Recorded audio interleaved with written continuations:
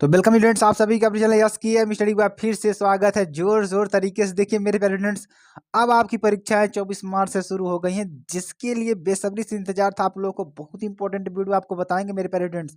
देखिए UP board कक्षा 12 रसायन विज्ञान विस्तृत उत्तरीय प्रश्न के बारे में बात करेंगे मेरे प्यारे स्टूडेंट्स। मेरे लाल गोपाल आपके लिए इतनी मेहनत की जा रही है, ठीक है। तो आपको क्या करना है, चैनल को शेयर करना है, लाइक करना है, कमेंट करना है, सब्सक्राइब करना है, ठीक है। देखिए क्या करना है, आपको क्या करना है हम आपको भी बता रहे हैं, ठीक है। सारी जो हमारी सोशल अकाउंट्स हैं, जैसे कि SKM study telegram channel, SKM study classes website, SKM study app, सारी लिंक आपको डिस्क्रिप्शन में मिल जाएगी। बस आपको जाना है, तुरंत क्या करना है, टच करना है और चैनल से जुड़ना है और अपने आप को बेहतर से बेहतर बनाना है। देखिए इसमें 5 अंक वाले प्रश्नों की बात करेंगे जो आपके लिए बेहद ही इंपॉर्टेंट है मेरे प्यारे स्टूडेंट्स, मेरे प्यारे बच्चों। देखिए कोलाइडी विलयन क्या है, निम्नलिखित पर संक्षिप्त टिप्पणी लिखिए। तो कोलाइडी विलयन क्या होता है, इस पर संक्षिप्त टिप्पणी लिखना है। उसके बाद, ठीक है, उसके बाद आपको क्या होता है कि अगला क्वेश्चन क्या है, ब्राउनियन गति क्या होती है, ठीक है। ये देखिए कब कब पूछा गया, 2012, 2016, 2018, 2022। तो उन्हीं प्रश्नों को हम उठाए हुए हैं जो आपके लिए बेहद इंपॉर्टेंट है। आपको ऐसा समझाएंगे, आपको ऐसा बताएंगे, आपको बस हमारे साथ जुड़े रहना है। इतनी सी बात आपको माननी है। जितना भी मिनट हम पढ़ाएं, आपको ध्यान पूर्वक उस वीडियो को वॉच करना है मेरे प्यारे स्टूडेंट्स, ठीक है। ब्राउनी गति की बात करते हैं, 2012, 2016, 2018, 2020, ठीक है। चलिए अब टिंडल प्रभाव की बात करते हैं। टिंडल प्रभाव देखिए कब आया था, 2011, 2012, 2014, 2016। वैद्युत कर्ण संचलन 2016, 2017, 2020, 2018। स्कंदन कब आया था, 2020, 2016, 2018, ठीक है। अपोहन कब आया था, 2018, 2017 में आया था, ठीक है। तो यहाँ से बहुत ही इंपॉर्टेंट होने वाला है कि नहीं। तो ये प्रश्न आपको कैसा लग रहा है, इंपॉर्टेंट है या नहीं, कमेंट सेक्शन में जरूर बताइएगा। टिंडल प्रभाव क्या है, इसका कारण तथा इसको प्रभावित करने वाले प्रमुख 2 कारकों को लिखिए, ठीक है। अथवा में क्या पूछता है, पेप्टीकरण और स्कंदन को उदाहरण द्वारा समझाइए, वैद्युत कर्ण संचलन को समझाइए। तो ये सारे प्रश्न आपके लिए हैं। तो अब पहले प्रश्न की बात करते हैं, कोलाइडी विलयन। कोलाइडी विलयन हम किसे कहते हैं, थोड़ा इस सॉरी स्टूडेंट, इसके बारे में थोड़ा आपको जानकारी देते हैं। वे पदार्थ जो जंतु झिल्लियों से विसरित नहीं होते हैं। मतलब कहने का मतलब क्या हुआ कि जो जंतु झिल्ली जंतु की बनी होती है, विसरित नहीं होते हैं, कोलाइडी पदार्थ कहलाते हैं। क्या कहलाते हैं, कोलाइडी पदार्थ कहलाते हैं। ऐसे पदार्थों के विलयन को कोलाइडी विलयन कहते हैं। ऐसे पदार्थों के विलयन क्या कहते हैं, कोलाइडी विलयन कहते हैं। कोलाइडी विलयन को निम्नलिखित गुण होते हैं, ठीक है। इसके गुण क्या क्या है उसके बारे में थोड़ा आपको बताते हैं, ठीक है। चलिए अब देखिए क्या है, ब्राउनियन गति क्या होती है, ठीक है। ब्राउनियन गति क्या होती है, तो परिक्षेपित प्रावस्था तथा परिक्षेपण माध्यम से बना कोलाइडी विलयन एक एक विषमांग विलयन होता है। यानी परिक्षेपित प्रावस्था तथा परिक्षेपण माध्यम से बना कोलाइडी विलयन एक विषमांग विलयन होता है।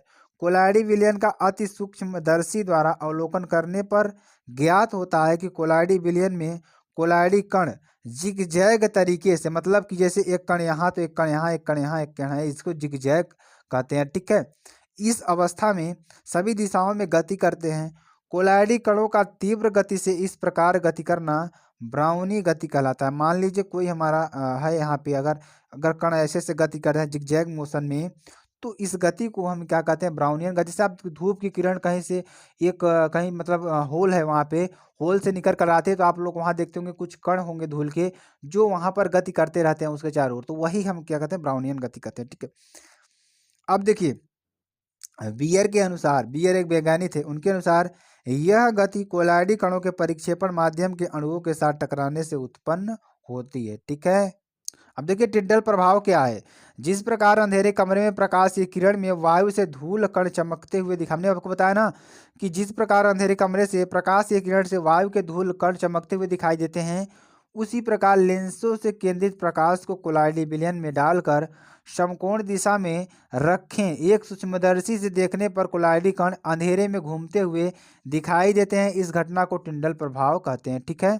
चलिए कोलाइडी कणों द्वारा प्रकाश के प्रकीर्णन के कारण टिंडल प्रभाव होता है। कोलाइडी कणों का आकार प्रकाश की तरंगदैर्ध्य में कम होता है। ठीक है, चलिए तीसरा क्या है, वैद्युत कण संचलन क्या है। तो कोलाइडी कणों पर धनात्मक या ऋणात्मक विद्युत आवेश होता है, जिसे यह कण विद्युत प्रभाव क्षेत्र में विपरीत आवेशित इलेक्ट्रोड की ओर चलने लगते हैं। वैद्युत क्षेत्र में कोलाइडी कणों के इलेक्ट्रोड अभिगमन की घटना को वैद्युत कण संचलन कहते हैं। कोलाइडी कणों की कैथोड की ओर गति को धन कण संचलन और एनोड की ओर की गति को ऋण कण संचलन कहते हैं। जैसे फेरिक हाइड्रोक्साइड साल के कोलाइडी कण धनावेशित होते हैं तथा ये कैथोड की ओर गति करते हैं। ठीक है, चलिए स्कंदन, कोलाइडी कणों पर समान विद्युत आवेश होने के कारण, स्कंदन किसे कहते हैं, कोलाइडी कणों पर समान विद्युत आवेश होने का, जो कोलाइडी कण होते हैं उस पर समान विद्युत आवेश कण होने के कारण एक दूसरे से क्या रहते हैं, दूर रहते हैं। अतः किसी कोलाइडी विलयन को अस्थायी बनाने के लिए इनमें उचित विद्युत अपघट्ट की अल्प मात्रा मिलाई जाती है, परंतु इसकी अधिक मात्रा को मिलाने पर उससे प्राप्त विपरीत आवेश, ठीक है, आवेश एक दूसरे से टकराकर आवेश वाले आयन कोलाइडी कणों को उदासीन कर देते हैं। ये उदासीन कण ब्राउनी गति के कारण एक दूसरे से टकराकर जुड़कर बड़े बड़े कण बनाने लगते हैं, जो अवक्षेप के रूप में नीचे बैठते जाते हैं, जिसे स्कंदन कहते हैं। उदाहरण तौर पर देखिए, जैसे आर्सेनिक यस कोलाइडी विलयन, जैसे सल्फर कोलाइडी विलयन, BaCl विलयन अधिक में मिलाते हैं तो सॉल स्कंदित होता है। ठीक है, चलिए अब आपको पेप्टीकरण के बारे में थोड़ा बताते हैं। पेप्टीकरण क्या होता है, तो बहुत ही इंपॉर्टेंट है। पेप्टीकरण आपके लिए पूछा जाता है, बहुत ही इंपॉर्टेंट है। ठीक है, चलिए किसी कोलाइडी विलयन के अवक्षेप, ठीक है, किसी कोलाइडी विलयन के अवक्षेप को स्कंदन कहते हैं। किसी कोलाइडी विलयन के अवक्षेपण को क्या कहते हैं, स्कंदन कहते हैं। पेप्टीकरण स्कंदन का विपरीत प्रक्रम क्रिया है। इस प्रक्रम द्वारा किसी ताजे अवक्षेप को पुनः कोलाइडी अवस्था में बदल दिया जाता है। ठीक है, उदाहरण तौर पर देखेंगे FeOH का होल थ्राइज के ताजे अवक्षेप में कुछ मात्रा तन FeCl3 विलयन को मिलाने पर पुनः कोलाइडी अवस्था में आ जाता है। ठीक, तो आपकी ये समझ में आ रहा होगा। ठीक है, चलिए आगे आपको बताते हैं। देखिए, वे पदार्थ स्कंदित साल को पुनः परिक्षेपित करके, वे पदार्थ जो होते हैं जो स्कंदित साल को पुनः परिक्षेपित करके क्या कहते हैं, कोलाइडी विलयन में बदल देते हैं, पेप्टीकरण कहलाते हैं। ठीक है, 6वें नंबर की बात करेंगे, अपोहन क्या है। अपोहन क्या है, यह विधि इस तथ्य पर आधारित है कि घुलित पदार्थों के अणु एवं आयन चर्म पत्र झिल्ली से सरलता पूर्वक निकल जाते हैं, जबकि कोलाइडी कण उसमें से नहीं निकलते या कठिनाई से निकलते हैं। ठीक है, चर्म पत्र झिल्ली द्वारा कोलाइडी विलयन में घुलित पदार्थों को पृथक करने पर की विधि को अपोहन कहते हैं। तो ये आपके लिए बहुत इंपॉर्टेंट। चलिए अपोहन एक बार फिर से आपको बता देते हैं। यह विधि इस तथ्य पर आधारित है, किस तथ्य पर आधारित है, घुलित पदार्थों के अणु एवं आयन चर्म पत्र झिल्ली से में से सरलतापूर्वक निकल जाते हैं, जबकि जो कोलाइडी कण होते हैं उसमें से नहीं निकलते या कठिनाई से निकलते हैं। ठीक है, तो चर्मपत्र झिल्ली द्वारा कोलाइडी विलयन में घुलित पदार्थों को पृथक करने की विधि को अपोहन कहते हैं। ये बहुत ही इंपॉर्टेंट प्रश्न था आपके लिए, जो लघु उत्तरीय विस्तृत उत्तरीय था। तो मेरे प्यारे फ्रेंड्स, आपको वीडियो कैसी लगी कमेंट सेक्शन में जरूर बता सकते हैं। फिर मिलते हैं नेक्स्ट वीडियो में नए टॉपिक के साथ, तब तक के लिए जय हिंद, जय भारत।